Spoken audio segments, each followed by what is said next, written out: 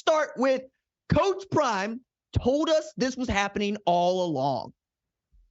What can you tell us about what we should expect from Colorado for the rest of the season? Plenty more of this, I hope. I don't think I stumbled or stuttered when I told you we were coming. Not at all. We coming. Thank you, Coach. God bless you. Thank you. I didn't stutter. I said we coming.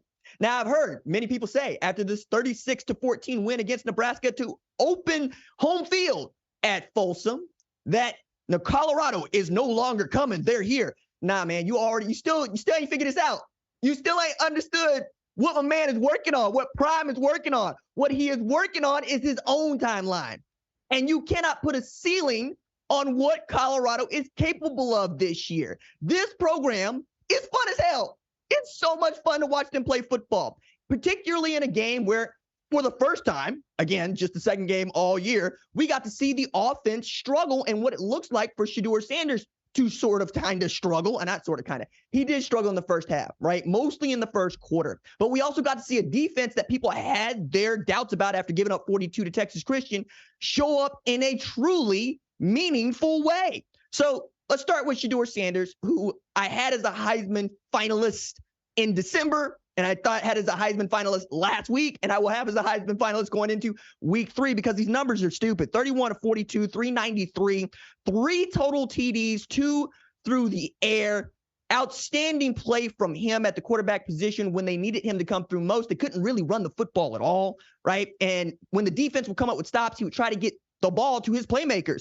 And while Travis Hunter had 3 catches for 73 yards, 4 tackles, and a pass defended, just going to be a stat stuffer in that way. I'm really impressed with what Xavier Weaver was also able to do alongside Shedeur Sanders. Had 10 catches for 170 yards and a TD, and his performance is much more indicative of the kind of Colorado team that I thought we were going to see. The way that I will get to that is Xavier Weaver transferred to Colorado after catching over 700 receiving yards and 53 passes at South Florida last year, but he did it as a graduate transfer.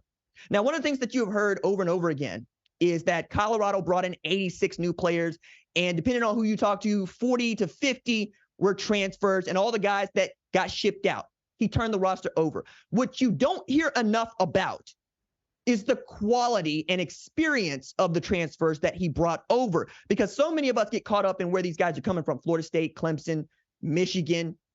We can keep going, Arkansas. But I get caught up in how many of these guys are grad transfers and how many of these grad transfers started on offense or defense, like Xavier Weaver.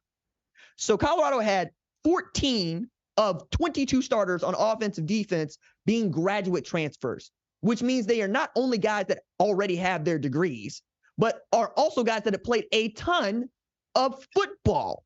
So there's really a great reason for why a veteran football team is playing really good football. This is the greatest story in sports today, but the foundation has been laid, and I've been trying to put people on game, and people that listen to the show regularly have known for months that I've always thought that Colorado was going to be good. And in a game where they didn't particularly play well, they still managed to put up 36, which means they're averaging 40.5 points per game, and Shedeur Sanders is averaging 450 yards through the air a game. I keep hearing that Texas Christian is not that good.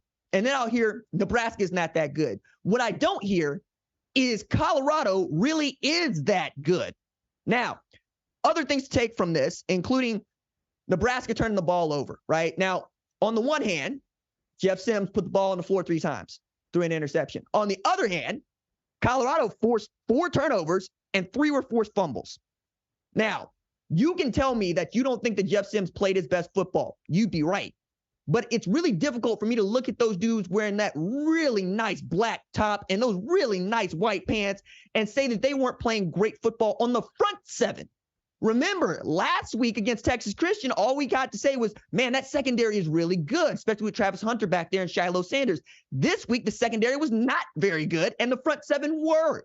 Charles Kelly is getting that defense to really bend and not break and really play and run hard to the football in a way I don't think a lot of people expected. And frankly, when you've been able to beat a Coach Prime team, and it's only happened a handful of times now, you've been able to run the football. So once Gabe Ervin had a hard time running the ball, I was thinking that Colorado was going to have a shot there. And then the offense slowly began to find itself. Another thing to take note of here is we're already looking ahead, right?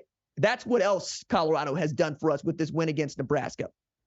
They have allowed us to look toward Colorado State in the Rocky Mountain Showdown, and then they travel to Oregon, and then they get USC at home. Can you imagine what the atmosphere would be like if Colorado somehow got past Oregon that struggled against Texas Tech and was undefeated when they host Lincoln Riley, Caleb Williams, and USC at Folsom on September 30th? I'm already giddy thinking about it, right?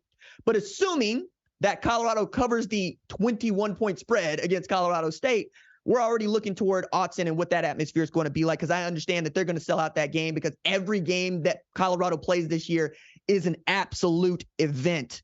I also thought, there's a number of other stats to go through here that are just kind of eye-popping for me in Colorado and its win, but I'm just going to go ahead and point to, we weren't counting as many snaps that Travis Hunter played today, but he played over 100 snaps again, guys. Like, he's just doing this.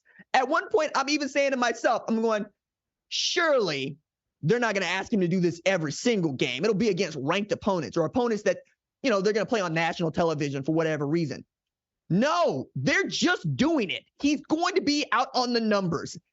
Become defense or offense. That's just what Travis Hunter's going to do. And you can even see Shedeur Sanders trying to find him, trying to force the ball to him when he probably shouldn't be because he trusts him that much. Same thing was true of Dylan Edwards. There are a number of times where I'm looking at Shedeur Sanders, I'm going, hey, you missed the open guy over there because you wanted to go with the football over here. The offense wasn't as in sync as I was used to seeing it last week, and certainly wasn't running at the sort of tempo that we're used to seeing Colorado run with. But it's a great win for Boulder. It's a great win for Prime. And I'm just going to keep saying it. Don't put a ceiling on what they can do. Let us all enjoy this ride, because I certainly am gonna. Thank you for watching the #1 college football show. Please remember to subscribe to the channel and like this video so that you don't miss any of the best college football coverage in America.